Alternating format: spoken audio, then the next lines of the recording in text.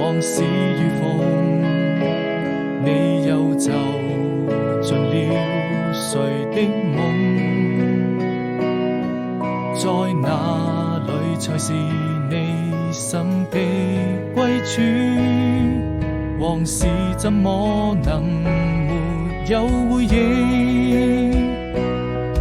當碰見的雨落，回憶着你的笑容，不管是什麼言語都不能形容。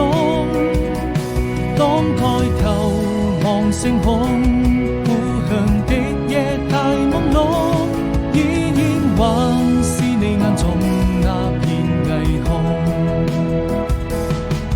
擁抱笑過四季，等到來年的春意，陪你聽風聽雨，落了幾聲嘆息。